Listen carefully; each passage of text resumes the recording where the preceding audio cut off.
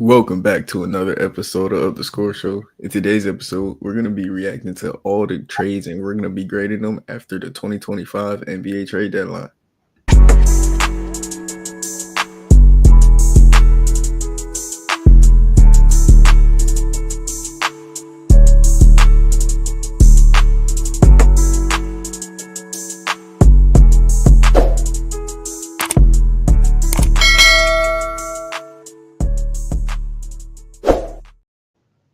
Welcome back to episode 194. We almost at 200. It's crazy. But thank you everybody for tuning in so far. In today's episode, like I said, we're gonna be going over the trades over all the NBA teams. We're gonna be grading each team, and we're gonna start us off with Brooklyn Nets, baby. Leaf, what would you give yourself as a Brooklyn Nets fan on y'all trade deadline? A F because Yeah. we didn't do anything. Sean Marks is has been and always will be the Achilles heel of this team, of this franchise. I'm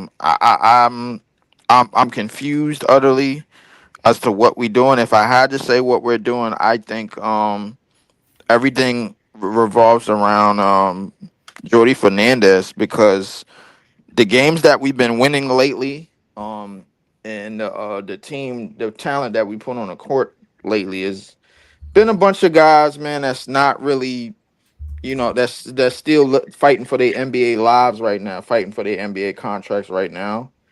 Um, it really doesn't make any sense that we didn't make any deals at the deadline, but I might understand as to why we didn't. The players that we have under contract that we were trying to trade. Claxton's name was up in the air, related to the Lakers, because the Lakers are trying to get either him or Mark Williams. They couldn't get neither. Um, and Cam Johnson's name was up there. Cam Johnson is still on 3 years, $75 million, and Claxton is on 4 years, $100 million. So I don't know.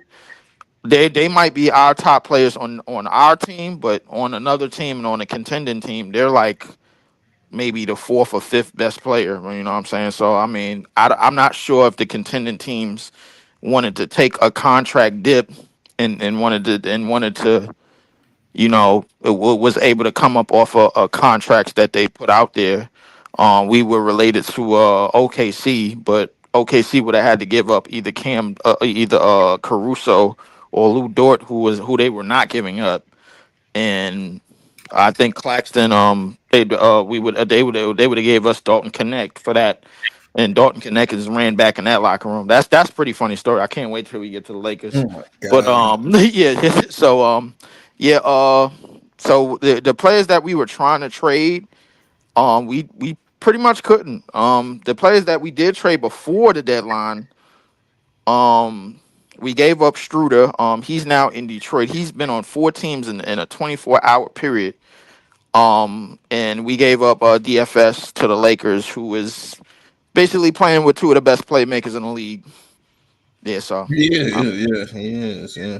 Crazy. The Brooklyn, that's their team that you right with how the players are set on that roster. None of those guys are gonna come in and be a number one option on the team. But like for like the Lakers, they got a couple like final pieces. You know what I mean? Like Nicholas Claxton, he could have been the final piece to the Lakers. If the Lakers would have went in and got Nicholas Claxton, I would have been telling you they a contender. Dorian Finney-Smith, Nick Claxton, LeBron, Luca.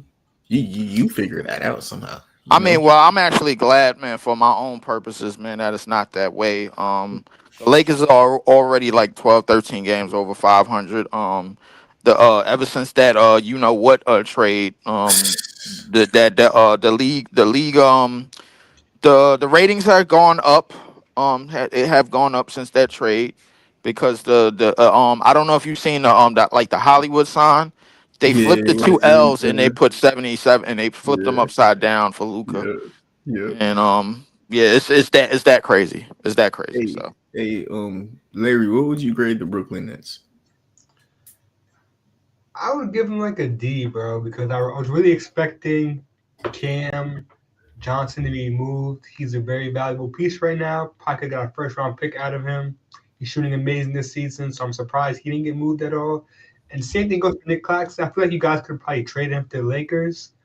I think he's probably a better win now situation for the Lakers than a what's his name, Mark Williams right now.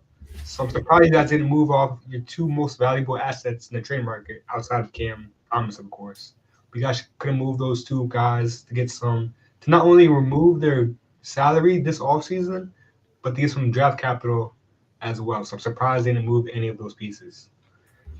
Yeah, yeah. Cam Johnson, I could understand being attached to him. He's a 6'8" wing. He's been shooting 40% his whole career. And in the future, when you spend your draft pick this year, right? And whoever you land this year, you will have confirmation on what type of player he is if he can't play next to Cameron Johnson. If you can't play next to a 6'8" wing that can shoot 40% from three and play defense, who are you?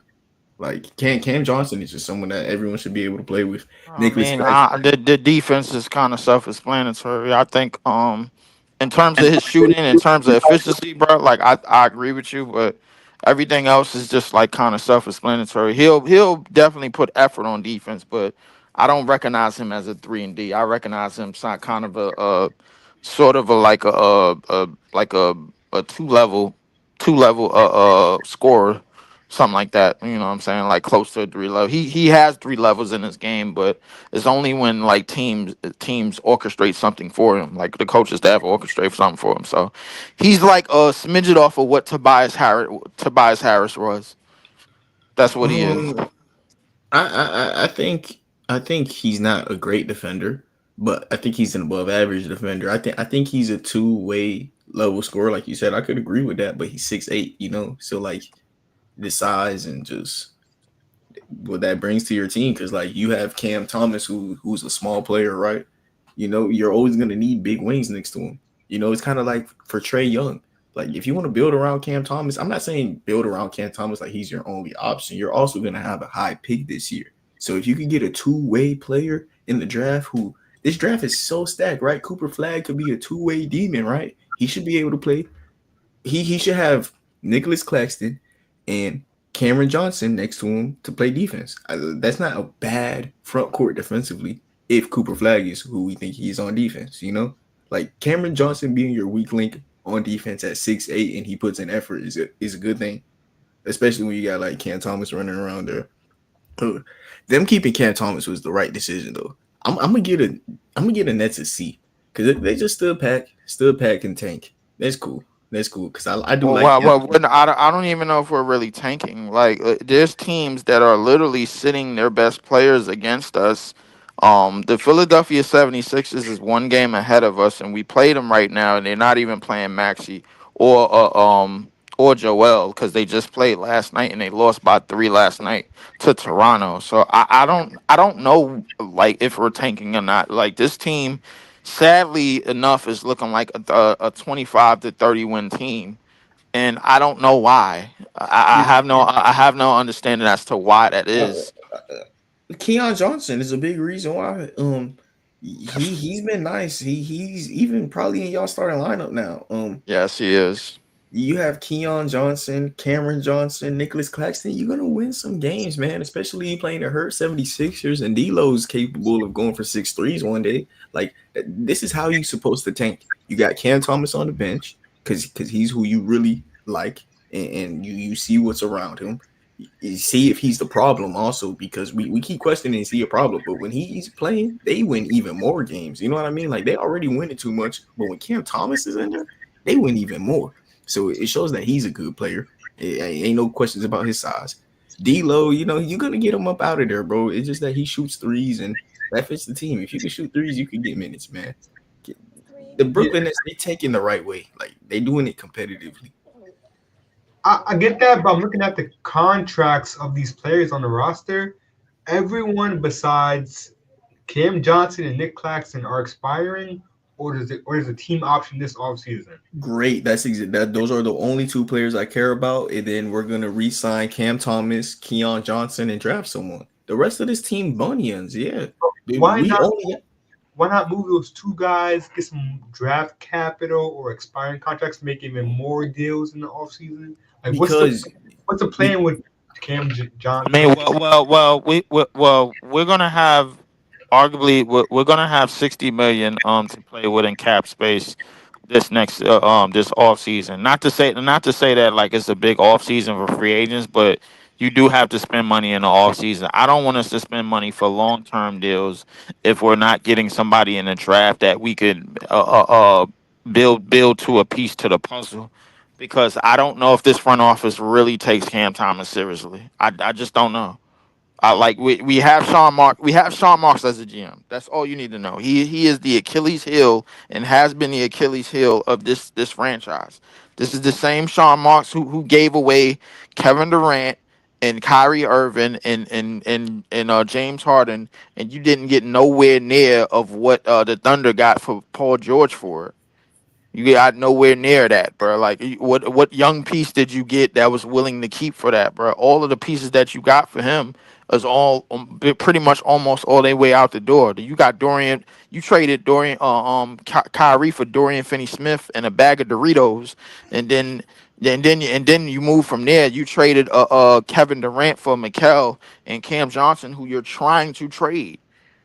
Like this, this is like I don't think they're trying to trade Cam Johnson, man. Because look, this is his peak value. Honestly, I think they see him as a guy where look, he's made an NBA Finals before. He shot 40% from three his whole career. If you are a rookie and I see that you can't play next to him, I know you're a problem. Nick Claxton, the one time that he's had an above average defender alongside him and Kevin Durant, he looked awesome. When Nick Claxton has players who could like make him be a play finisher, he looks awesome. Like you got two guys in the front court, you know, is like capable of being nice. You got a guard who you know is capable of being nice. You traded for your draft pick again this year. You just seeing what the team is.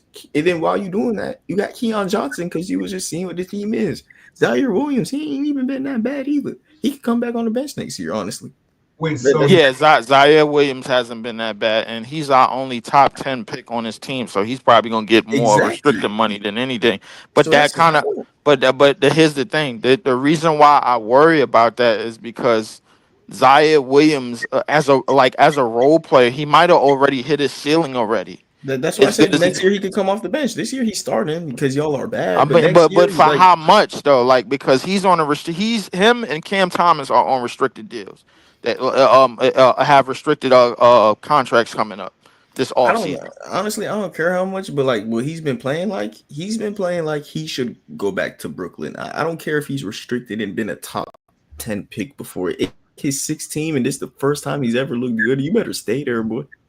Or no, this is second team. He's just a second team because he only played with Memphis. So I mean, but he was in the same draft as Cam Thomas, so they both coming up for deals this year. But I don't know if the front office really is but willing to come out of pocket. I he's don't not know. even shooting well. It's just that he's been playing well defensively and giving effort. Everybody has to understand this. The plan, the quote unquote plan when we traded Mikal for five number ones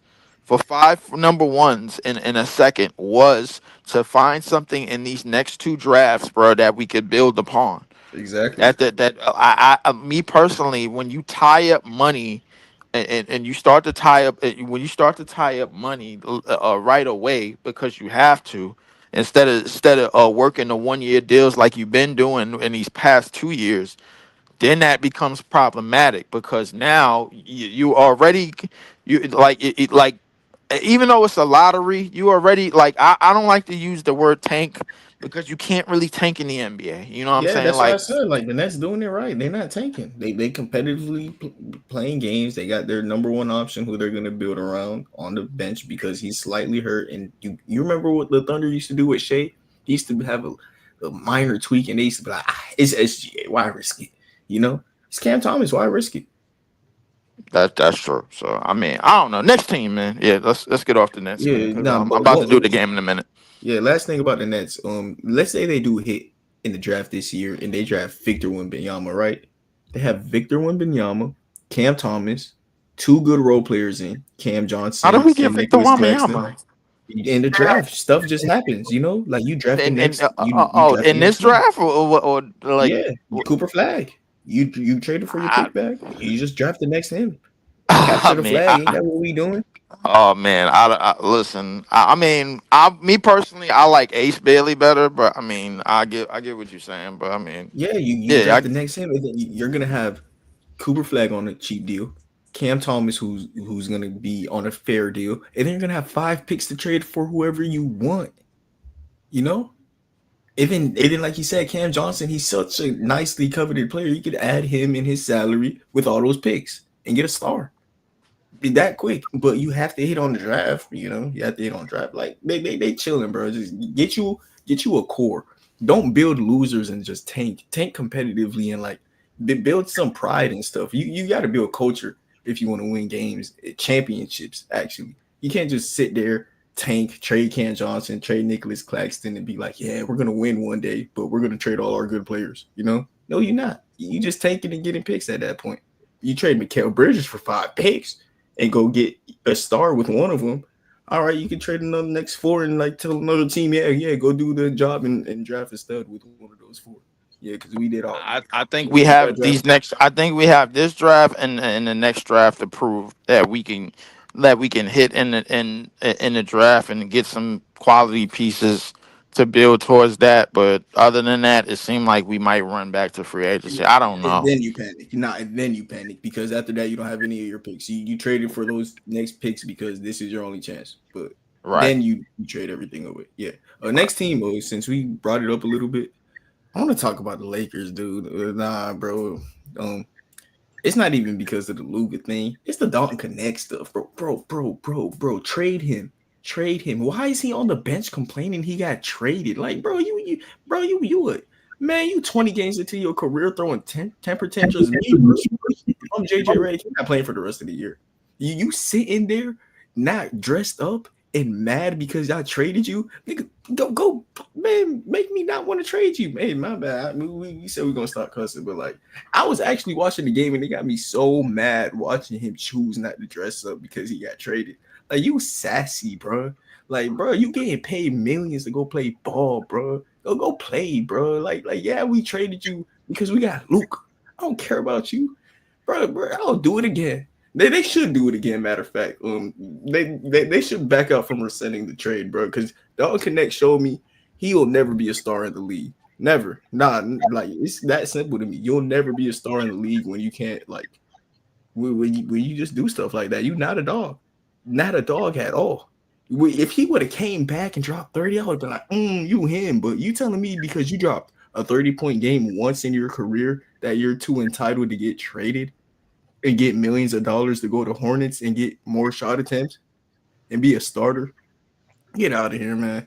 The Lakers, though, you got to give this an A+. They got Luka, man. They got Luka, and they got to find out that their top 10 pick is somebody they need to get out the room right now. You know, they got to test his character and get Luka Doncic. That's a great draft to me. I mean, trade deadline to me. I will say this. All I would say is before we start thumbing our nose at Dalton Connect about his attitude towards getting moved and basically, all right, yeah, let's send Dalton Connect to that. I'm like, if you coming back after that trade, of course you're gonna come in. Any one of us would have came into the locker room like, yeah, what the hell y'all looking at? Like really? Like that's how y'all feel about me? All right, cool, bet. Because like I strongly believe even if Dalton Connect comes out and comes back and plays, he gonna get traded, but before next season anyway. Yeah, He just gonna get because how traded before. yeah. But so he was in a lose just because LeBron James is on the team, and this is the LeBron James machine. Just like we just gonna give players up just for all right for this player. I'm actually pissed off that the trade didn't go through because Mark Williams got broke back, and I was looking for him to play on the Lakers, and then they start blaming him for the losses. That's what I was looking forward to. Now the Lakers, you basically gave the Lakers a mulligan because of the injuries. And now this after this season they could mess around and come back next year with I don't know maybe Nicholas Claxton. Now we're basically spoon feeding the Lakers. Let's help LeBron. That's what it is. LHL. Let's help LeBron. Let's help Steph. Let's help these old geezers because we can't move up off of them. We can't. That I think the NBA's biggest problem. This is not a Laker thing. I listen. I'll give the trade. They trade deadline. I'll give it an A. I'll give it an A just because A they got plus. Luca. Just because they got Luca. But like, I'll give it an A plus just because they got Luca. But at the same time, bro, this is about economics. That's what this is about. Let's help the Lakers. Let's help LeBron. LeBron just so happened to be on the Lakers. Let's help the Lakers. Let's get our ratings up. That's what this was all about. This had nothing to do with NBA teams and basketball sense. This had everything to do with business and everything to do with economics. I Look, str- Leaf, this is the first time where you're on a rant, bro, and I'm like trying to listen and understand because I don't understand this trade either, bro. I'm questioning credibility, bro. This trade is no. that crazy, bro. Like, Well, bro, the thing was is that on the here's the thing. The NBA been trying to move out Mark Cuban for years. They wanted him to do business with the Lakers for years, bro. Like, listen, Luca to the Lakers has been something that has been said for years, and just everybody ignored it because they didn't think it could happen. And Mark Cuban even said himself, "Listen, if I look, yo, bro, I'm not trading Luca for like 15 first round picks."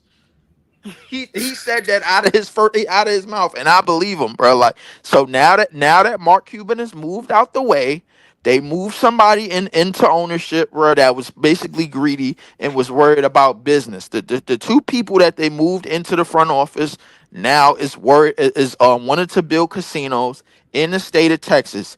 They want how they were going to build it. They had to move the biggest asset to save money because Luca was going to take up 500. Was going to take up 5 years, $350 million. That's what he was going to take up. They couldn't. yeah, They couldn't afford to do that. yes, they could, bro. Yeah, they could, bro. Bro, and No, the they. thing about it, the Now only let me tell you why they couldn't afford to do that. They couldn't afford to do that and build the casinos that they wanted to build. That's bro, what I they don't most important thing care. was building the casinos. Now they're No, threatening to move the team to Vegas, I bro, and don't then know they what they spend it go. back. All I This know is the had nothing to do motherfucking with basketball. This had everything to exactly. do with business. It's nothing to do with one, and I get you on that. I agree because like this makes no sense, bro. Look, 80 is 32 out for the year. They got He Luka. might as well be out for the year, bro. Like, cause that was a They got setup. Luka.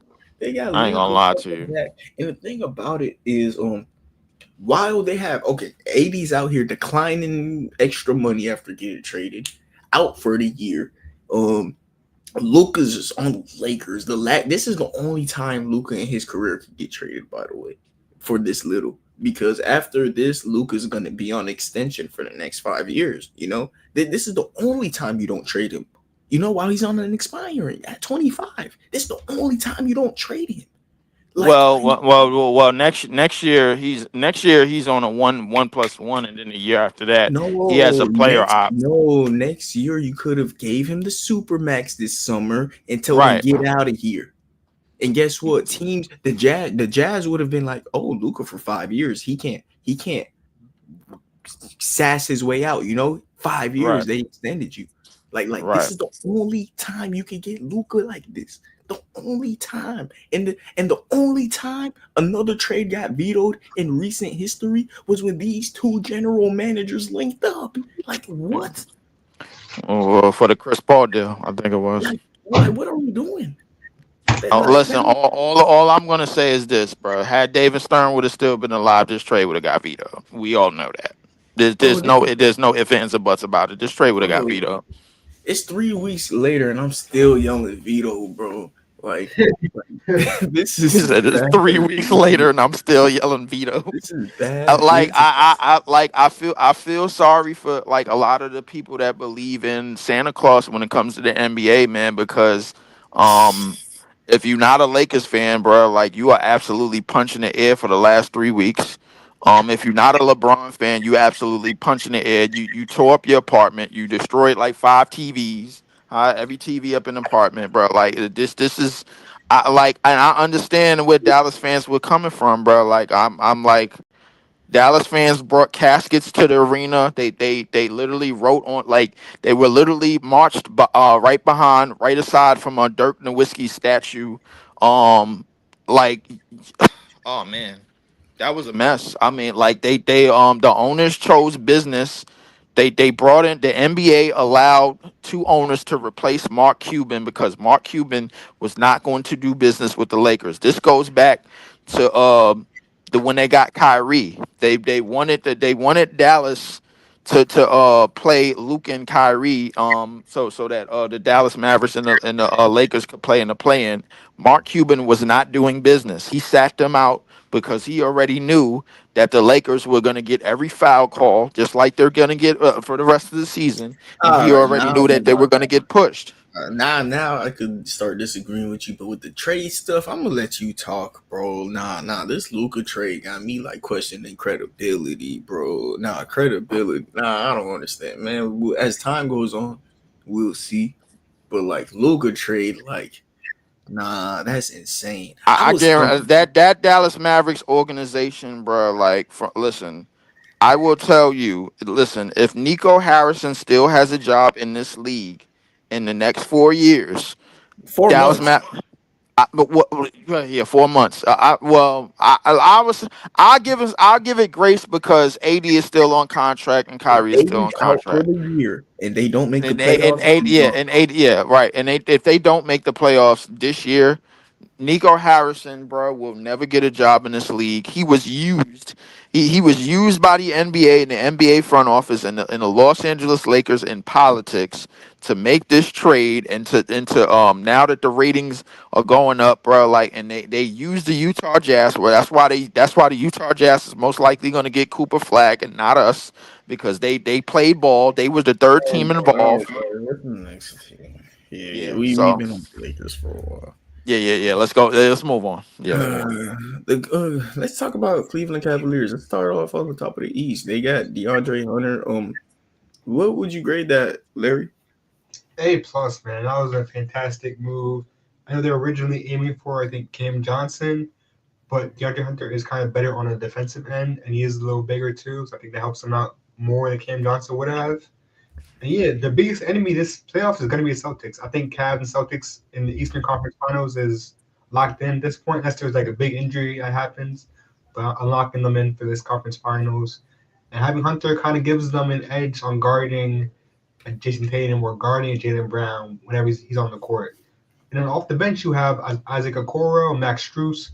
So you have some defensive options to kind of throw at Tatum and Jaylen Brown. So this is a beautiful trade for him. I really like it. And he's also a three-point shooter. So he's been having an amazing season this season, probably his peak season he ever had. So him kind of going off this momentum too, it's gonna help him out in the playoffs as well. And he's 6'8". This is exactly what they've been trying to mold Amani Bates into being, and he could kind of have a mentor. I give the Cavaliers an A because he's not a star, but like he's gonna come in and complete this lineup. He's the final piece. You have 4 all-star capable players, and the one thing they were missing was a tall, lengthy, small forward. Kind of like I was saying with Cam Johnson earlier. DeAndre Hunter might not be locked down, but he's 6'8" and can shoot threes and plays hard on the defensive end. You got Jared Allen and Evan Mobley next to that. He's going to make them a better defense just off of the strength of it, you know? This is a great move for the Cavaliers. Yeah, this is a team this is what finals contenders do. Leaf, what you think about it? I agree. This is exactly what Larry said. A++, 4.0 GPA. This is the starting small forward on this team that they needed. Now you move Okoro and Max Strus to the bench to work out with that bench unit, and with everything that Kenny Atkinson has helped it with this team. From the start of this year, from the start of when they hired them all the way till now. I think this team, if not this year, they are going to be in the finals sometimes in the next year, or if not two. Like I see it because I mean, even though the Boston Celtics are still around, I understand what people might say, but this is arguably the most complete starting five in the league. You got Jared Allen and Evan Mobley basically they got a lethal injection, bro, like of Kenny Atkinson offensive style of play. And Kenny Atkinson, to me, he may be in the same seat that Steve Kerr was when he first got the Warriors job. I'll be honest with you, bro. Like listen, this team here, man. I strongly believe. Listen, outside of politics, because we all know the NBA has to sell. The Cavs, at minimum, they are going to be in the conference finals. They're going to be in the conference finals. This is a hell of a trade, but we all know the NBA need ratings. So I mean, I don't know if they're going to get to the finals or not. So they might just move the Celtics and the Lakers in there. Yeah, you've been talking about the Cavaliers since the preseason. I remember I was high on them saying they could come in the year and be the second seed, and you were like, "Nah, they can make the finals." And I'm like, Yes, they can. This is uh, the second that they got Kenny Atkinson, I knew how real it was because I knew what Kenny Atkinson could do with role players and guys that were trying to make names for themselves. By the way, Jared Allen was on that team back then, and Karis LeVert was on that team back then. I don't think they should have traded for Karis LeVert, but I mean, they did get DeAndre Hunter in return. Well, what I will say is, Jared Allen since that time has made made his mark as a top 10 center in this league, and he hasn't looked back at all. And now that he has Kenny Atkinson again, it's nothing. Everything has strengthened, bro. Like you got Evan Mobley is turning out to be everything everybody in this room thought he was going to be, yeah, and if not even more. So I mean, sky's the limit for this team, man. I just hope they have enough to beat the NBA fix. yeah. Next team we got is the New York Knicks. The only move that they did was acquiring backup point guard DeLon Wright, I believe. Larry, quote me if I'm wrong. Um, I give this a B. DeLon Wright, he played on Miami last year, and he is a 3 and D point guard, similar to like Lonzo Ball, but more defense and less playmaking. He's not better than Lonzo, but on defense, he's in the top 90 percentile as a perimeter defender, and he can shoot 40% from three. So every single minute that Jalen Brunson is on the bench, the New York Knicks are just going to be a mob defensive team, keep the game as close as it could be, and then Jalen Brunson is going to come back and let the offense keep going afloat with the pick and roll with Cat. And the minutes where DeLon Wright's going to be there, he's going to have Cat cook. I like this move for the Knicks. It makes their bench better. Tyler Kolek isn't as pressured as he would have been in like moments where he shouldn't have been as a rookie.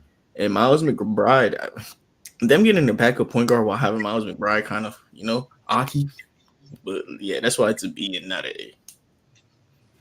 Yeah, fair enough. Yo, Yeah, I think my bad, bro. This, I think the game started, man. Let me get going. Let me start this game. I'm gonna holler at y'all. All right, man. I think having DeLon Wright gives some adds to the backcourt. Their bench has been pretty weak this season. That's probably the biggest problem with the New York Knicks. So adding DeLon Wright gives them more depth in the guard position in the backcourt. So it's definitely helpful for them going into the playoffs. I think when Mitchell Robinson gets back, they're going to have some sort of depth on their roster. It's going to be improved from this whole season. Just hoping that it's enough to take on a Celtics or Cavaliers when it comes time because they have better depth pieces at the moment. And I don't think so, but like the Knicks are a good team, solid. They're trying to win. They try to win and it's possible as long as they get one injury. One injury happens in the NBA and the Knicks can win a title, literally. Yeah, I definitely agree with that. Big injury for sure, but Yeah. Cavs or Celtics are healthy. I don't think they have a chance. Yeah. Next team is the Indiana Pacers. Did they make any? Nah, doesn't look like they did anything at the trade deadline. Yeah, Miles Turner was on a trade block, but he didn't end up getting moved. He is expiring this year, so hopefully they're able to resign him or make a move or sign and trade or something. Yeah. The Bucks, they got Kyle Kuzma. What would you grade that?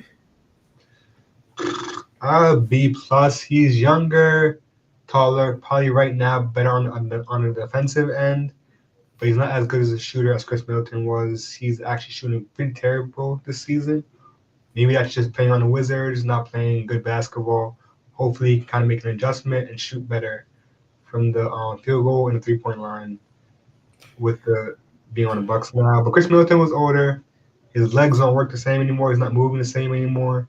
He's definitely declining. He's playing lesser minutes. So you kind of needed to get a guy that's more available and can play defense better. So I think that's a B plus in my opinion. I think they maybe could have pivoted for someone better. They could have maybe gotten DeAndre Hunter themselves or tried for Cam Johnson. Not sure the trade was there for them. And Kuzma's not like a bad piece at all, but I think they probably could have did better. And I don't think he improves the team that well. I'm not too big of a fan of him being at the small forward position. I feel like he's better at the power forward. So it's going to be interesting seeing that adjustment as well. Kyle Kuzma to the Bucks is a D for me. Man, he's gonna come in there and be a bench player. That means Torian Prince got the starting job locked. I like him at power forward more too. That's why he's a bench player to me, honestly. And you just He's probably going to start. yeah, you start Torian Prince and AJ Green or AJ Johnson, like one Nah. of the shooters. I feel like you're going to start Kuzma at the 3. I think that's the plan. Nah, Torian Prince, man. No, Torian Prince is a better shooter and a better defender. Kuzma plays like a mini Giannis. You know, you keep the same scheme and you have Kuzma be Giannis, but like it just he's not as good, but he's gonna do it off the bench. Like Oh, yeah. You're right. He's on the bench for Giannis. Okay. him and Giannis play a similar play style. They grab rebounds and attack the ring. But It's this just move, Giannis does all that stuff better. I wouldn't trade for Kuzma and expect him to play minutes when Giannis is on the bench. Like I want him to play 35 minutes too, like a starter minutes. That's what I want Kuzma to do. But to do that, you kind of have to have Giannis at the 4, Kuzma at the 3, unless you want to move Giannis to the 5. I don't think that's a good idea. Yeah.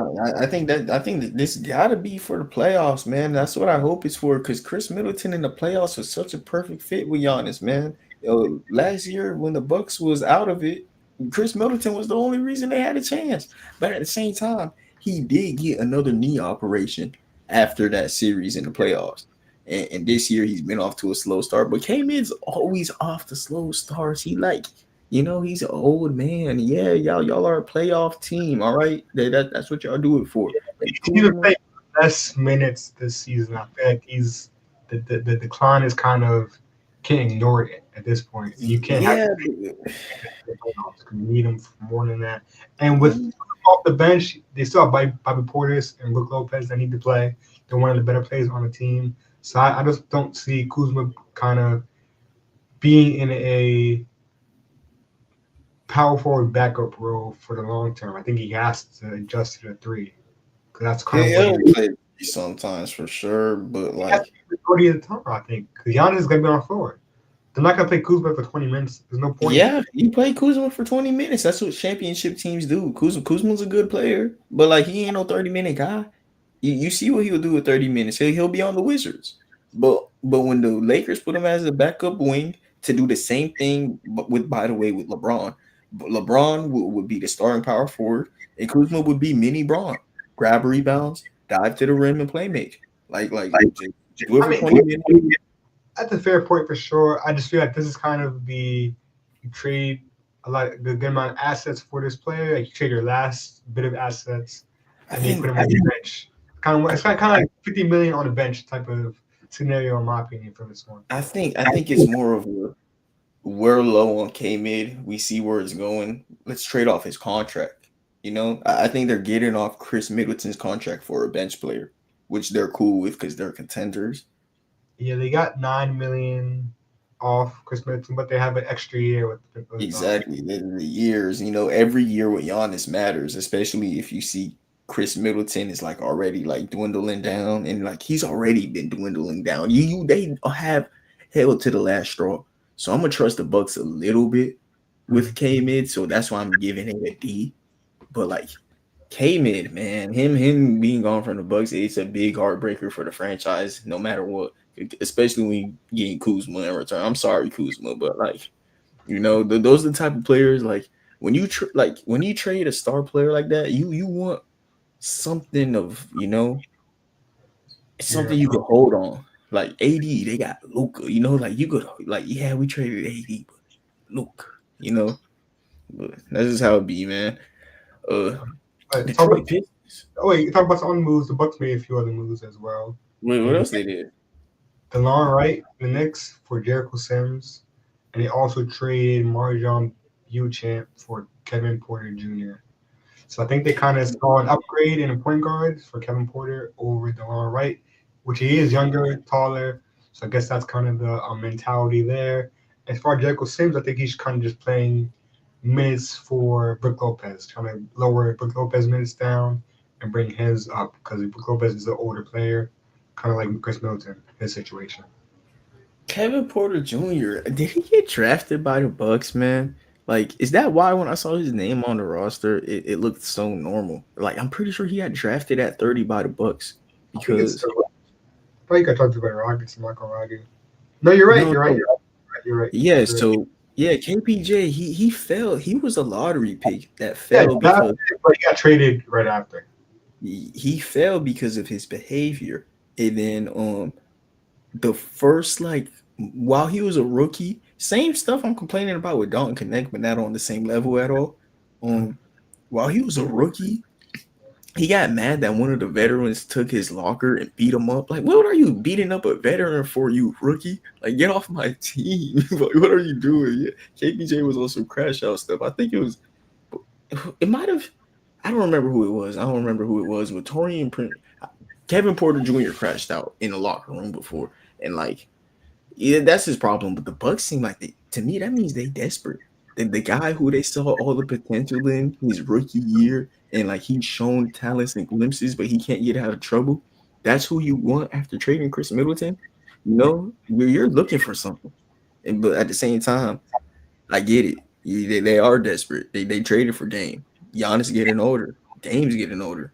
Brook Lopez getting older.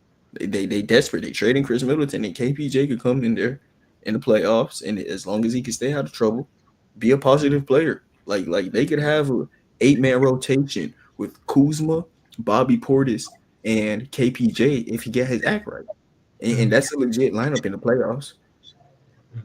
Yeah, but Bucks is tough. Yeah, hopefully he can kind of filter in those minutes for Dame when he's off the bench, when he's on the bench and resting.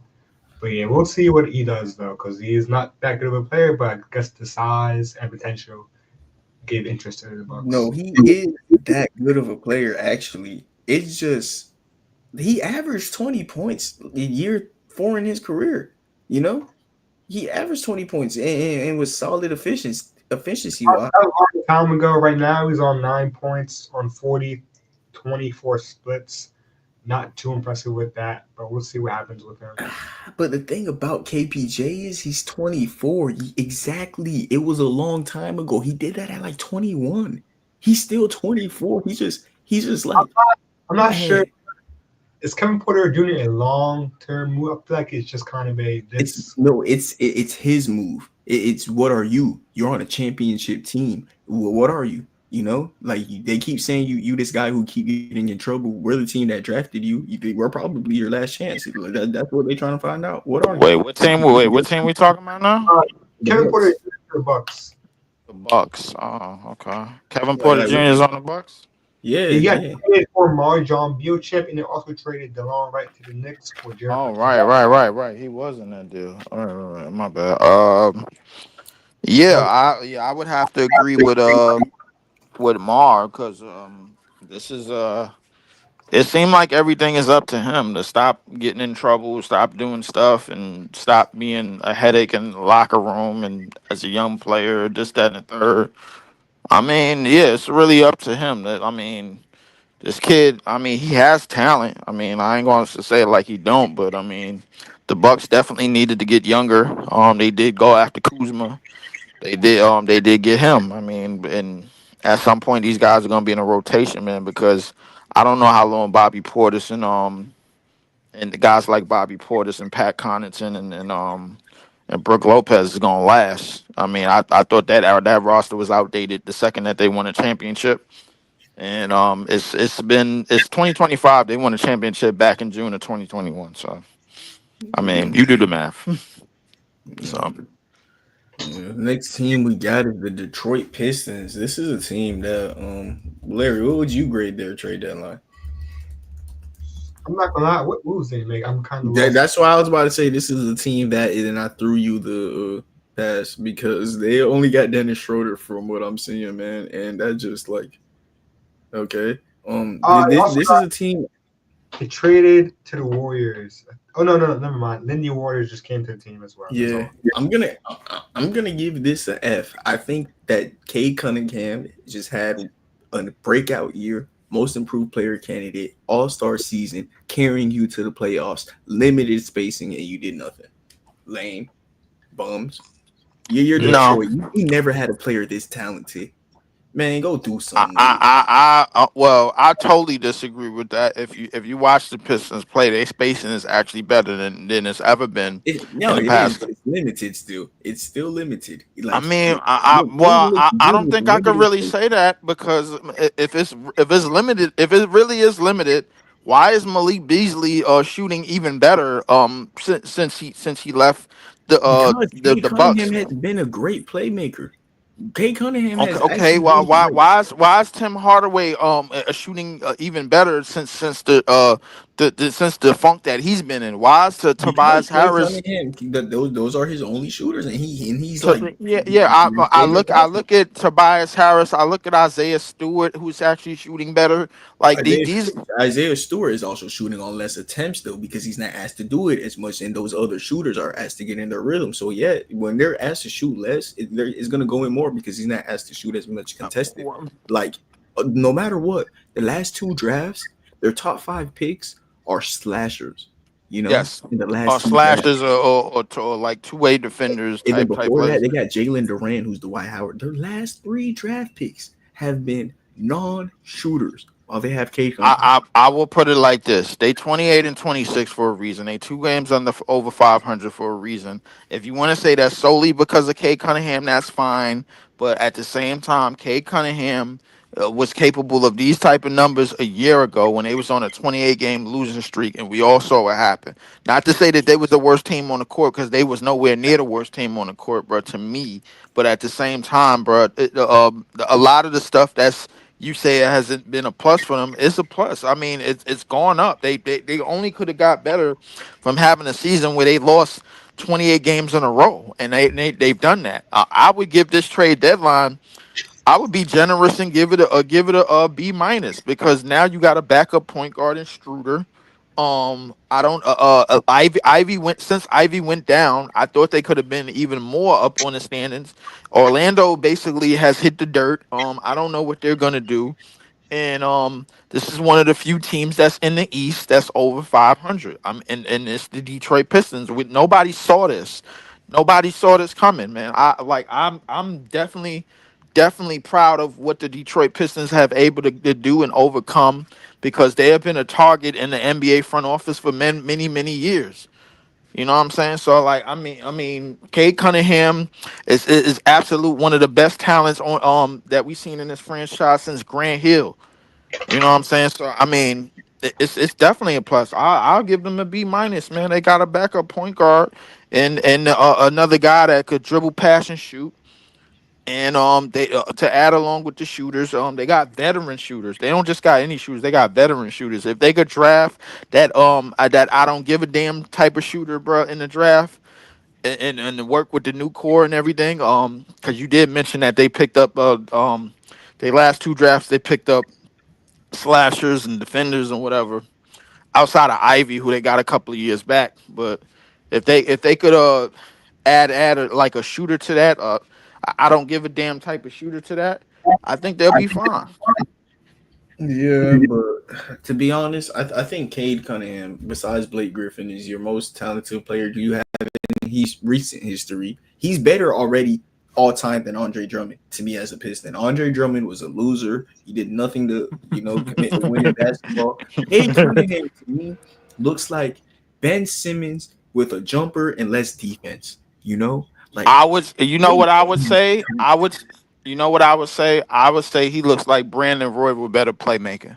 You all right? The name I my number one name when I just want to say a name and not like do the Ben Simmons it's Trace McGrady. He's Tracy No, McGrady to me. no, no, no, no, He no, looks no, like no, Tracy no, McGrady, bro. no, no, no, no, no, no, no, no, no, If no, no. Tracy McGrady was in the modern NBA, he'd be a point guard.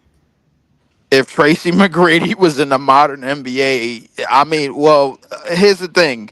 I think he would still be a two guard. He'll just have point guard responsibilities. But Cade here's the Cunningham, I thing. He think had Cade Cunningham is the two guard. Jaden Ivey's the one, bro. You know, it's just like no, no, no. Cade Cunningham. I understand. But here's the thing, bro. Like Tracy McGrady's athletic abilities oversees anything that Kate Cunningham is doing. Like Kate Cade Cunningham Cunningham, is like stand for real. Yeah. yeah, Kate Cunningham. To me, I see Brandon Roy with better playmaking, bro. That's what I see. I like Brandon. Like I see the mid range money. I see the ability to finish underneath the basket and in the paint. That layup, left hand, right hand. That money, like just getting to a certain side and just using his size and ability at the one man. Like I see it at 6'7". Brandon Roy was about 6'6", big body two guard. Outside of D Wade and Kobe, he was the best thing going at the two guard position at his time. But I mean, I see Brandon Roy with better playmaking, bro. Like I really see that. Kay Cunningham, when he got into the league, I didn't know exactly what he was good at, but now I'm starting to see. Even though it took some time, even though he had an injury, I'm starting to see what he could be a elite at, and he's very elite at two things, and that's money mid range and playmaking ability. So I'm gonna give him that, man. Kay Cunningham is the real deal. Yeah, it's like DeJounte Murray. Like what Spurs fans thought DeJounte Murray was. Like Cade Cunningham and stuff. Yeah, I shout out never to thought Dejounte Murray was that. I yeah, thought yeah. I'm Dejounte saying with Murray fair. was improving, but I never thought Dejounte Murray had this elite of an ability and a skill set that Cade Cunningham is showing right now. Yeah, I'm so happy for Cade, bro. He's almost averaging a 25-point triple double. You know, Or what he's is it? been 2025, 9 and 8, or something like that. 25 or something. no 25 points, 9.5 assists, and oh wait, how many rebounds? Oh, I'm lying. Like eight and a half Uh, rebounds, 8 rebounds, something like that. nah, 6.4 rebounds. I lied. Yeah, Oh, see, you, yeah, you yeah. tried My to you fault. tried to boost it up. Yeah, you got caught. Yeah. I got caught. Yeah, but the Pistons, man, they've been balling. Malik Beasley, though, that is the reason I'm giving them an F though. He went to the office and begged not to get traded, and we've been talking about how their spacing this year has been like the most important thing to allow Kate Cunningham to be this passer. You know, looking right now, Malik Beasley shoots 10 threes a game, shooting them at a 40% clip, and he begged not to get traded. Come on, man. Like I mean, he's literally but Malik Beasley is doing all of that. That's got to be one of the biggest pluses for that team. I mean, yeah, no, for like what I Cade, like what he look good. Like Malik Beasley's over here begging to be on the Pistons, but like he's begging to be on the Pistons while he's having a great year. Dude, you're the Pistons. Why is your first instinct to tank when you have a star player? You've been starving for this. You should go and trade and get better immediately. You try and get worse. Well, I would say this, bro. When it comes to when it comes to the NBA front office, the Pistons are public enemy number one, and they have been for many, many years, bro. Probably since I was born. This goes all the way back to Isaiah Thomas of the Pistons, bro. The NBA they don't really like the Pistons like that. It's one of the reasons why they gave him Kay Cunningham because they didn't think Kay Cunningham was gonna be anything. They was just like, all right, yo, Kay Cunningham is number one pick. Yeah, give it to the Pistons, bro. We don't care. Yeah, That's what they bro. did. You know what I'm saying? But I'm proud of that team. I'm proud of what they've been able to do. JB Biggerstaff is a good coach for them, and they climbing the standards little by little. I'm all right with that. Yeah, Larry Leaf, y'all graded this? Yeah. I graded it a B minus because they did get screwed. They got a backup point guard because Ivy went out. Yeah, similar to that B range, I would give them. I think they should have traded Tim Hardaway away. He's gonna have a bad And Hardaway season, is a piece of shit. Oh my goodness. expiring contract. I think they probably could have utilized his expiring contract. Why they let him rob the league, bro? He is a thief, bro. Yeah, but I mean, he's expiring contract $16 million. It could have made a Cam Johnson move that matches his contract almost. Could have made a move like that for the Pistons. So I They think they wanted Cam Johnson in the offseason. They got Tobias Harris instead. They pay him 2 years, $52 million. Tobias Harris is a bit of a thief too, but on the Pistons, I think that's actually money well spent. Yeah, fair enough. But just I think they should have utilized his contract some way, some sort, because that expiring contract's kind of looked at as an asset more than a liability because it's not like 3 years. That So is true. it's a That little is too that much. is true. But then Shooter, getting a backup point guard, maybe an improvement off Marcus Sasser. So that's kind of a B in my opinion. I forgot about Sasser. Sasser's cool, and I wanted to. I'm a little bit bummed out about Ivy because Cade and Ivy in the backcourt is nightmares. I mean, I ain't gonna lie to you. It just is, man. Just is. Who we got next, man? Next is the Miami Heat. What y'all Oh boy. Man, got? You know, I'm gonna go first on this one. I'm gonna give them like 5 Fs in a row, bro. Like this is ridiculous. The only thing that pissed me off about this, you handed Jimmy Butler to Steph. That's what you did. I don't even know what the hell they got in return. Is Wiggins? I don't know if Wiggins suited up. I don't know who else they were supposed to get. Pod wasn't in the deal. Kaminga wasn't in the deal. Like you ain't getting none of them, none of those young rising players, and you ended up with Wiggins. You ended up with one of the biggest has-beens, bro, in basketball. Like, come on, Bro, bro. And this dude is still playing, bro. Like Pat Riley, bro. You gotta stop. Listen, Pat Riley, stop playing ball because the NBA said so. We don't. Why are you helping the Warriors? Now all of a sudden, now the Warriors is contenders. Now all of a sudden, I'm like, give me a break. Give him an F, man. Like, come on, Pat, man. Go home. And you ain't getting no 3P money neither, bro. That's what you get. what you yeah. got, Larry? I mean, they kind of had their hands tied behind their back in this type of situation. Jimmy Butler went it out, and everyone knew that. So they didn't have too much leverage to kind of utilize. Similar to De'Aaron Fox in Sacramento, they only had a week to kind of move him off Sacramento. So they didn't have too much to really leverage and get more assets from. So with this trade, I think you're getting Wiggins back. You're kind of replacing Jimmy Butler. His production is going to be lower, of course, not as good of a talent, but kind of replacing his position, which was a pretty good move in my opinion. Hopefully, they're able to unlock something in Andrew Wiggins. He's a very talented player. Hopefully, the Miami Heat culture can kind of mold him into something better than we're used to in the Warriors uniform. On top of that, they got Kyle Anderson. So I mean, power forward, little backup guy for them. He's been having a rougher season. I think he was on the what team? Yeah, he was on the Warriors. Didn't play too much. Not having the best season like he had in the Timberwolves or the Grizzlies a few years ago. Hopefully they can utilize him in some sort of way. But I'm kind of happy about the Davion Mitchell move. I mean, they have point guard's probably their biggest issue right now.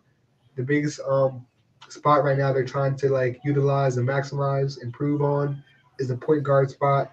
I think getting Davion Mitchell another option they can utilize, see what they can get out of him is a good move. But honestly, I mean, with the starting five, you have Khalil Ware, Bam, Wiggins, Tyler Hero. I think you can get like a star point guard. This is a championship roster, in my opinion. I mean, that's Bro, starting roster. who's that point? Like, I'm looking. This is the first time as a Heat fan that I just look at the team and don't see a direction, bro. Like, I see the vision. Look, the 4 players you just named, they fit together. But we need a point guard, and like I said, that's what Jimmy was tired of. Yeah, you got Tyler. No. Tyler was a shooting guard. Jimmy in playoffs whenever we needed buckets, Jimmy was our point guard, dude. That's what he was tired of. He ain't no point guard, and now he had to throw to Curry, man. That's cool. I get it, bro. But like, yo, man, like, Get a point guard. Tyler is the point guard, bro. no, Davion Mitchell is the starting point guard now. Davion Mitchell. Yeah, dude. Y'all about to go back to the Danny Granger years, bro. Like Nah. We going to the Heat culture years, bro. Jimmy Butler was yeah, ruining not, that. bro. This is embarrassing, bro. Like, what are we doing? It's the Heat culture. We got 5. We have 4 defenders with the white boy that shoots. Like this is Heat culture. We just gonna defend. I will say, I think a point guard, like you got guys that start point guard. This team is definitely a playoff team that can contend, maybe even. This free agency class is pretty garbage. the best player in free agency is Miles Turner at the moment, unless LeBron doesn't resign with the Lakers. But right now it's just Miles Turner. But I heard the Lamelo Ball rumors of him getting moved. Y'all can land the Lamelo Ball. I mean, this is Lamelo, no, y'all need to stay far away from Lamelo Ball and Zion Williamson, bro. Those players are not. There's nothing about them that reads. I'm gonna stay in shape. I'm gonna work out. I'm gonna commit. I'm gonna make a commitment to the quote unquote heat culture and all of this stuff, bro. Like I'm done. I'm done, man. Let's move on, bro. Like, come on, man. Give them an F. Let's move on, bro. They screwed up. They absolutely, and I was being talked to for weeks. Mar was ensuring me that Jimmy was just doing what he was doing. That in Miami wasn't gonna make nothing happen. This, that, and the third. Yo, they gonna be fine. I was assured of this, and then I woke up, and somehow, some way, you handed Jimmy Butler to Steph. Because the Warriors, because Steph forced. This is the first time in Curry's career he's went to the office and said, "Give me this," and it's why. It's why the Heat got Jimmy. Jimmy, this is how you get him. How you lose him, bro? We got Jimmy for Josh Richardson in like 2 seconds. It's because he forced his way out, like he did to the other team, and he did to the team before that, and the team before that one. Literally, he forced himself out of Chicago, the Wolves, the 76ers, and the Heat. And look, every time he's done it, the crazy thing about it is I've agreed with him. Like he's forcing himself out the Heat because he ain't getting an extension after making multiple finals runs. That's cool. I actually understand, dude. I actually do, man. Especially when you could look out in the market and see that there's a team as desperate as the Warriors. But I'll tell you one thing: this wasn't a win. Jimmy may say he want to win, but he want to get paid first, which I respect as a man.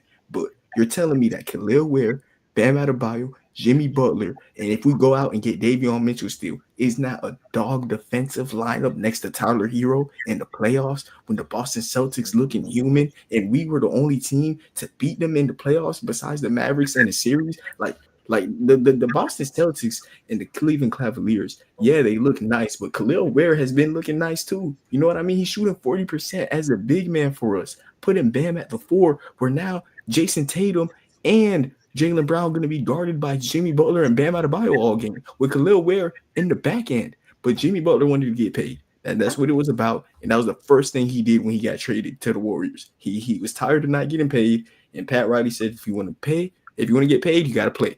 Which it was just, it's whatever. But the Warriors right now, this season, is a worse situation for them. There's a chance they don't make the playoffs. But if they do I make highly the playoffs, doubt that. yeah. if they do make the playoffs though, Jimmy and Curry is scary. Like, I agree. Absolutely. Absolutely. I think you put Jimmy with Steph, bro. Like, I ain't gonna lie, they can mess around and get to the conference finals. with Because Draymond and Dallas Jimmy, and yeah, all Draymond got to do is just bite people in the leg and use his hot breath. That's all he got to do, bro. Like Dallas fans are ready to they are ready to riot, bro. Like, I ain't gonna lie to you. The second the second that Anthony Davis went down, they was like, "No, see, this is why you don't make that trade." bro. Anthony Davis went down with a testicle injury, bro. Now everybody is just all mad and all pissed off. All of these teams, bro, like I'm telling you, bro, this is arguably one of the worst days and the worst times, bro. Like in NBA history, man. We just handing teams. We just handing the Lakers and handing the Warriors just Steph and LeBron pieces at the tail end of their career. Meanwhile, Kevin Durant is pissed. Like, like Kevin Durant is just sitting there like, damn, I can't get traded, but like these two could get whatever they want. Yeah, but it's because those guys stay where they at. LeBron, he may not stay forever, but he at least stays for almost a decade. You know what I mean? Curry, this is the first time he's went out his way and said, "Give me this." You know what I mean? And the first time he's done it was for a 35-year-old who has the same amount of years left on his deal as Curry, and is a proven playoff riser, and was in a very weird situation to where the Warriors could get him for low. You know what I mean? Jimmy forced himself out. Like, why not? Hey, bro, if y'all can't tell me you want to win and you're not willing to trade for a star who's forcing himself out, who the last time he was healthy made the finals. Oh, and guess what? Before that, the last time he was healthy, before that, he made the Eastern Conference Finals. Oh, and guess what? The last time he was healthy before that, they made the NBA Finals. The last 3 times Jimmy Butler has been healthy, the Miami Heat go out and beat everyone, and everyone be like, "Oh my God, it's because of the shooting." Guess what? He's gonna be next to Curry and Buddy Hield with Draymond. Exactly. Draymond's gonna be bullying people, And it's all thanks to Pat Riley, bro. Like, you could have traded him anywhere else, and I would have gave you a better grade, bro. You don't hand him to the Warriors. You don't do that. Is gonna bully people, and Jimmy's gonna stand on business for him. Like Draymond gets to just punch people now. He gets to get suspended, and they still have an enforcer. Like, nah, that defense tough. That defense tough, man.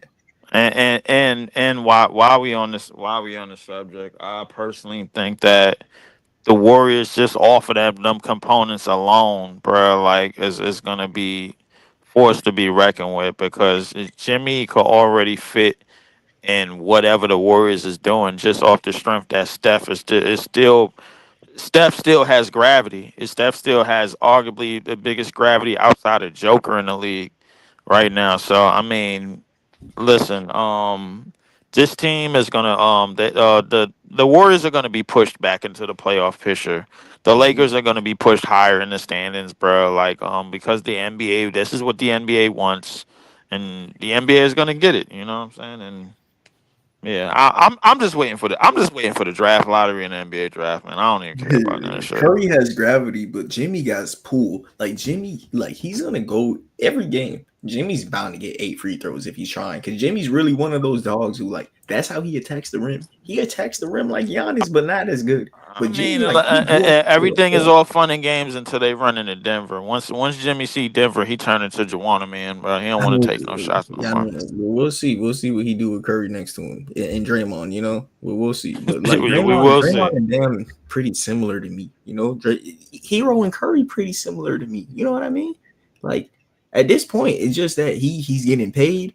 Both of the teams have established coaches, and they both got like solid bench pieces. It's just that Jimmy's in a similar scenario, but he's having more fun because it's new to him. Jimmy was saying that he's bored of playing with the same guys, and we keep making it to the same place. But Pat Riley was like, if we keep making it to the same place every time you're healthy, what's the point of changing anything? Stay healthy. Hero's healthy. He's an all-star this year. Let's get this going, man. But Jimmy said, "No, I'm bored. I want to play somewhere different. I want a better chance." I get it, bro. And he's paid. I'm not gonna lie to y'all, bro. Like, the Denver Nuggets is the only team that can save the NBA right now, bro. Like, they're the only team that could do it. Don't nobody want to see the Warriors or the Lakers or like these teams. They've been spoon fed, bro. Like, the NBA just continues to spoon feed these teams, and meanwhile, every other team got to get it out the mud, man. The Denver Nuggets, Joker is the only person that's capable of beating the fixed. They the only ones capable of doing it. And I mean, nobody believes in OKC. Nobody believes in Memphis. We damn sure don't believe in the Rockets. This is no. The Rockets, y'all need more like that. Whatever that is, y'all perimeter of creation is sus, highly, bro. Like, that shit is garbage, bro. That shit is 100% rat ass, bro. If Jalen Green is most of the perimeter creation on y'all team, that's not it. That's not gonna get you anywhere. Like, I respect the defense when it's on, but yeah, and like not see that's the thing that everybody that is not realizing about the NBA. Nothing good can come from playing defense, bro. Like, notice that your one way offensive superstars last longer than your 2-way players. They last longer. Your 2-way players get ran through all the time. Nothing good can come from playing defense in the NBA. Nothing. Next team we got is the Atlanta Hawks. Larry, what would you grade their trade deadline? It seems like they just traded DeAndre Hunter, got Karis LeVert, and kept everything else afloat. They got Terrence Mann on the team somehow, so that's another trade somehow. I'm not too sure about this one, honestly. I mean, they have I think they made Karis LeVert move, kind of trying to get it off of DeAndre Hunter's contract. Same thing Yeah. with Liang, who's also expiring this. Is he expiring? Oh, yeah, probably. No, Hold on. he's not. No, he has an extra year, but it's only $8 million. Probably gonna get moved in the offseason. But anyways, I mean, yeah, I guess they kind of have 30 million expiring with that acquired Karis LeVert. Maybe they can try to get a Miles Turner. He's probably the biggest name in free agency. Able to get that move, that would be pretty great for them. But yeah, they didn't make anything substantial. They're kind of just waiting for next year. It's kind of a next year move, in my opinion. Trying to get Jalen Johnson back from his injury. Larry Nance also acquiring some more money for them. Yeah, I think they're just kind of waiting for next year, trying to get off some contracts and make some moves to contend this offseason. So I think it's I'll give them a B. They didn't make anything substantial. I think they probably should have maybe moved Clint Capella. I know Lakers wanted him. I think the Suns also wanted him. They could have made a move, got some assets, but to leave him and get an expiring contract instead, not a bad move in my opinion. So I'm gonna give him a B. I might agree with you on that. B is a solid grade for the Hawks. Jalen Johnson and Trey Young have been a nice duo to begin both of the last 2 years, and Jalen Johnson unfortunately has gotten hurt at the end of the seasons, and you got to see what you wanted out of Trey Young. He keeps proving to you that he's not the problem, and he's a star player. He's an all-star who keeps getting disrespected, honestly. Um, at leading the league in assists. He's orchestrating this whole entire offense by himself. And people look at his percentages as the reason why he's not good when he is the only player with offensive responsibility on this team. Literally, there's no other person on this roster who has an offensive responsibility. Like, like besides Jalen Jalen Johnson, Johnson. but he's hurt for the year. And they gave up Bogey too. I heard they yeah. Yeah, this This team, I think they is right. Trey Young in their I old give them a style. C minus. I give them a C minus because I think the front office they might be going a totally different direction. From what I understand, they do like Ricochet and Dyson Daniels. Dyson Daniels I might love be the them. most. Dyson Daniels might be he might be all defense this year, and he might be He is. one of the most improved players this year. So I mean, they like him. They like Jalen Johnson, even though he did get that season-ending injury. They like whatchamacallit, and it seemed like they going for like small contracts. Everything right now is contract dumps. I don't know how invested they are in Trey Young because I hear Trey Young could be on the move in this offseason. I hear him, LaMelo, and Zion, they could be on the move this offseason. So I'll give them a C minus. They trying to I guess they trying to simultaneously blow it up and then I guess redo it over. I don't know what they trying to do, but I Nah, mean what the Trey Young Atlanta Hawks are trying to do is build around him. Look, they're I see it. They're testing stuff out. And last year with Dejounte Murray, they were trying to see is Trey Young the problem. But now that Dejounte Murray, like he's been on the Pelicans, he's been on the Spurs, and like he's ain't been like having injury bugs like crazy. yeah, and ain't no winning basketball. It's a couple of other teams I wanted to get to before we go, but I'll be Yeah. honest with you. I can't. I don't really know 100% what the Atlanta Hawks really want to do They're because trying to get super wings next to Trey Young since he's a small guard. I put They're it to you shooting this guard, way: if small Trey forward, and Young, power forward. All are 6'8", two-way guys that can I shoot and understand defend. that. But if Trey Young is gone, within the in the at the end of this season in the off season in this upcoming off season is Trey if Trey Young is dealt in this off season, we know for sure that they are going after something else and they are going in a totally different direction, and that is the end of the Trey Young theme and whatchamacallit as we know it. So now that's going to add him to the list of Luka Doncic and DeAndre Ayton, the players that were in the top three that got traded before they got any type of supermax contract. Yeah, and we'll see if they're willing to give him that. But I think the Hawks, their whole offense is Trey Young, dude. They're not even willing to, you know. And that's probably why they trying to move on from him. They don't want him. They figured like he could go somewhere else and be like a number two to somebody else. I feel like Trey So Young that's kind of Jalen Johnson, though. Yeah, but I feel like Trey Young kind of missed out on the Spurs trade deadline. I felt like that's where he should have ended up. They ended up getting De'Aaron Fox, which is I think is better.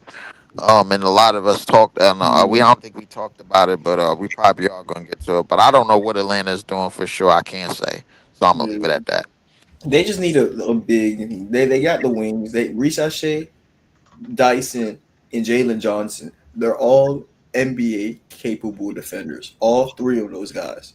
You get a big man that's like that next to Trey Young.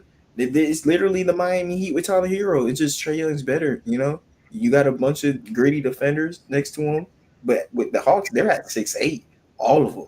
You know, Yeah. um, Right. yeah. Hopefully, the Miami Heat could be a team that if Trey Young is available in the offseason, we can hit him up about him. You know, Trey Young, I'm hearing Hero, that Bam, yeah, they wanna put more stock into a Kongwu because a Kongwu is man, starting to ball out a little bit more. man, they need to let go of a Kongu. It's been over half a They decade. need to let go of Capella. Like a They need to let Kongwu ain't go of everything that at big, everything at big. They should everything have kept that big. everything at big, bro. Give up everything. Maybe Larry Nance because he's a locker. You keep him at that. I think Jalen Johnson has the opportunity to be to have the almost the same skill set as Blake Griffin. He does. He does. He does. That's the thing. I don't know about that. Blake had a little bit more. I think Blake had a little bit more. Blake as a playmaker was pretty damn good. I Yes, think he is Jalen better as a Johnson playmaker, but defense. defensively, Jalen Johnson does he does give you a lot more defensively. Blake had athleticism, but he never peaked as a defender. So I Yeah, mean, so Blake Griffin could play defense next to Trey Young. That's literally the perfect fit. You know, Blake Griffin next to Trey Young with defense. That is what you need next to Trey Young. No, you have what you need next to Trey Young. Just get a big, bro. Get him. I don't think that's how the front office is thinking, but we'll have to see. We'll No, have to see. we literally everyone knows Trey Young game is pick and roll, pick and roll, pick and roll. And what do? They give him one of the worst center rotations in the league. Man, yeah, bro, get him a big man. Go get him something that big, bro. I think Trey Young need to be delegated to a number two role, and I Yeah, think if you could get a number one big, go ahead. a Would you number trade one for Embiid? big. Would you trade for Embiid if you're the Hawks? Hell no, I'm not Me trading for Embiid. Embiid neither. is not going to be around the whole season. You better off going in the draft Yeah, and trying to find a gem. yeah, no cap, no cap, no cap. Larry, what you grading the Hawks trade deadline? Yeah, I kind of mentioned. Yeah, just a B. The expiring Oh yeah, contract. yeah. We did agree on that. Oh, so what you grading the Magic? What move they make? The Magic. That's the thing about it. They ain't do nothing, and all their players getting hurt. It's an F to me. Paulo back, Franz back. You seen how they started. You seen that you keep getting hurt, man. At the same time, though, they got so many young pieces playing well. I can't just say that, dude. Wait, what's going on? Man. I gotta go in 10 minutes. So like, if you want to do Yeah. Yeah. So we're gonna speed through this. Yeah, Listen, yeah. Magic, I'm I'm gonna a give it a C, bro. I get them standing pack actually. I Yeah, give Orlando a C as well, but for not making any trades. But I will say this: the new CBA doesn't allow a team like Orlando to really move around the way the contracts Yeah, are set up because Suggs is still on a slight deal. Franz and Paulo just got their extension. No, Paulo didn't get his extension yet. Franz did. Everybody is getting hurt, but I still think they got time to get it right, man. Like I said, nothing good can come from playing defense. When you play too much defense, you sustainable to injuries more so than players that are highly efficient on offense and don't really play defense like that. So it's one of the yeah. reasons why LeBron James and Luca could be on the court for so damn long because they don't have to play no damn defense. They got everybody else to do the dirty work. So Yeah, what we grading the Philadelphia 76ers trade deadline? that will I'm gonna give them a D minus. They didn't really do too much of anything, man. Everybody's saying PG and whatchamacallit should get up out of there. PG and Joel, they should come up off of PG and Joel. I didn't think they should have did it this trade deadline, but in this off season, it's gonna be interesting to see what happens. So I'm gonna give them a D minus. What you think, Larry? I think I give them a C. They did get Quentin Grimes, which I think could be valuable in the future. Getting a defensive guard, but yeah, nothing really much. Caleb Martin was a good piece for them, power forward, but with Gabe Buscelli coming up, KJ Martin not being too bad either, I do like the move for them. And I see, yeah, nothing substantial. Kind of what Leaf said. Yeah, this is sad. Like, really? Yeah, I'm just giving them a C. They literally couldn't have did anything. And the one thing that they did do, they got Caleb Martin traded for Quentin Grimes, which I think Quentin Grimes is low key. Like, I like him. I like Quentin Grimes on the 76ers. I'll be there to agree with y'all. This is a season from hell for them. Unfortunate, man. We're gonna try and speed run the West. So we're gonna do the Pelicans first. This is a team I'm gonna give it an F. We'll do it next week, bro. We'll do it next week. Mhm.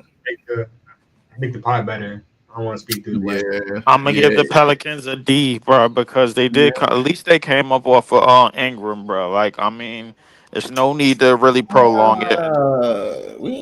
Ingram. Yeah, Ingram to the Raptors. What are we getting grading the Raptors? Ingram to the Raptors, I give that a C, because I don't know if they're gonna extend them. They already got some money on the books with yeah, they already got money tied up in the Scotty. He got paid 120 million for years, 40 million. Okay, so they did. Okay, so I give it a B. Give it a C plus, because I don't know how it's gonna work out. You know what I'm saying? So I give it a C plus. Yeah, kind of same for me too. RJ Barrett's still on the roster, so now they're kind of competing for minutes. So kind of waiting to see if they're going to move RJ Barrett or maybe even move Grady Dick. Which I'm probably assuming RJ Barrett though for that reason. Yeah, but I think it's a good move. They're getting another scorer to pair with Scotty Barnes. And they kind of were lacking a scorer. It's kind of like a Chris Middleton back in Milwaukee. Just kind of that closer for them, and a guy that can shoot at the three. So I think that's kind of a move there for them. But yeah, I'm kind of just waiting to see how he fits with the roster, and hopefully he's a good fit for them in the future. Shout out to the Raptors because they just got 3 C pluses like that. Yeah, this is a risk, but this is a calculated risk. You know, like this is cool. You got RJ Barrett or Grady Dick at the 2. You got Bi and Scotty Barnes at his natural position at power forward. He gets to be Draymond Green. I love that for Scotty Barnes. Yeah, that will complete today's episode. Next week, we're going to be reacting to the Western Conference side of everything. We're going to do a couple shorts, and then we're going to leave you guys out. Thank you, everybody, for tuning in to episode 194. If you still tuned in, just to listen to us do a couple shorts. But besides that, everybody, have a nice day. Thank God. Have a nice day. God bless.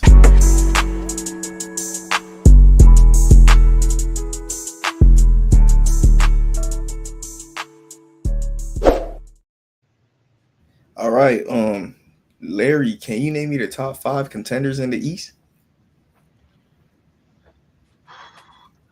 Top 5 contenders in the Eastern Conference. What's that?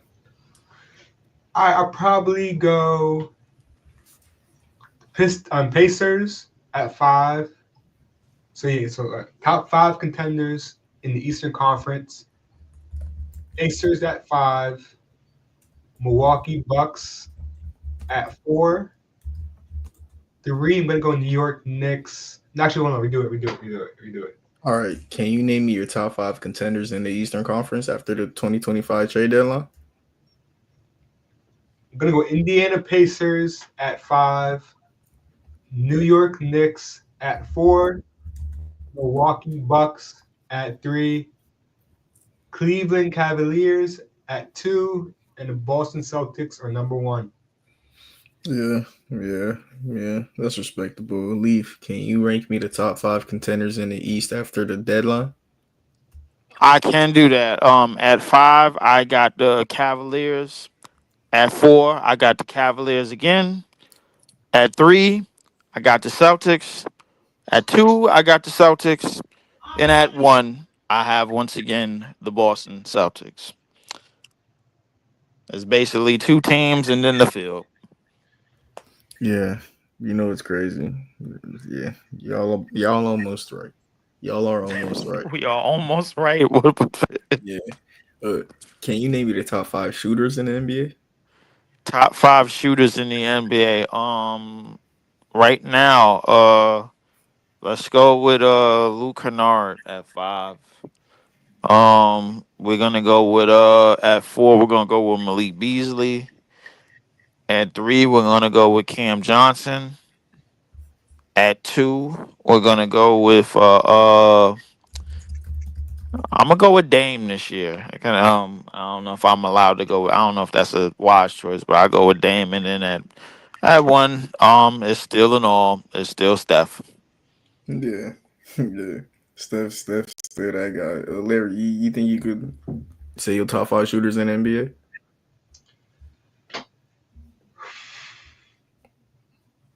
Nah, I'll have the list right now. I'm not gonna Yeah, lie. no. I feel you. That's yeah. I feel you. All right, so Larry, last thing that we got. I want you to guess the top 5 scorers in Los Angeles Lakers history. I'm not doing the Lakers real, bro. What the hell? I mean, I'll do it, man. I All right, mean, I ain't Lakers, dude. I hate the Lakers, bro. You can't do that. hey, I don't like the Lakers neither, man. But I'll do it. At number 5, who I got at number Or you 5? don't, you don't gotta do it in like just as long as you get the names, the top 5 scorers in Laker Okay, history. all right, cool. So at 5, I'm gonna go with Shaq. No, I'm a wait, no. You said no. Shaq is not. No, Shaq was averaging 29 a game for them. yeah, but I'm talking about total career points, and you Oh, get 2 total strikes. career points. Okay, all right. Total You career. get 2 strikes, All Mike, right there. That's strike one. right. What total career points? I'm going with Shaq at 5. Yeah, and you're At wrong. Yeah, and you're wrong. there's a right answer to this. Yeah. You're guessing the 5 players who have scored the most points in the Oh, that's Lakers what I'm game. doing. Oh, okay. All right. So no order. I'm gonna go with Kareem, Yes, Kobe, yes, Jerry West, yes, Elgin Baylor, yes. and damn, who else? Will Chamberlain? No. What? That's No, 2 not strikes. Will. That's 2 strikes. You got one. Yeah, that's 2 strikes. It's the last one. This is If it's LeBron, bro, I'm throwing this phone out the window. y'all. When you give me a name, give me the name. Not Magic. Not Magic. No. It's not Magic, no. It's not James Worthy, no. Not him neither. But LeBron, I guess it got it. It might. Okay. I don't know. I doubt it if it's LeBron, bro. Like LeBron, nah. Y'all have LeBron named been the top 8. LeBron been playing there since. It might be LeBron. I guess I'll say LeBron. Y'all have named the top 8. We have named the top 8, but the fifth is like vacant. Okay, Yeah, so y'all on your last strike. I said Kobe. I said Kareem.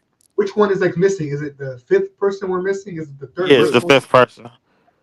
I said Kobe. I said It is the 5th person. Kareem. I said Jerry West. I said Elgin Baylor. And number 5. Damn. Wow. I feel like Elgin Baylor. We mentioned Elgin Baylor. Yeah, I said He's Elgin at number Baylor. 4. He's at number 4 with 23,000 total career Lakers points. Kareem's at number 3 with 24K. Jerry West is at number 2 with 25K. Kobe's at 1 with 33K. Number 5 has 17K in a Lakers uniform. Has 17,000 in a Lakers uniform? I don't know who's been with the Lakers a long time. Who's been a long time Laker? We gotta think about that. I'm not sure. All right, say a name. Is it Magic?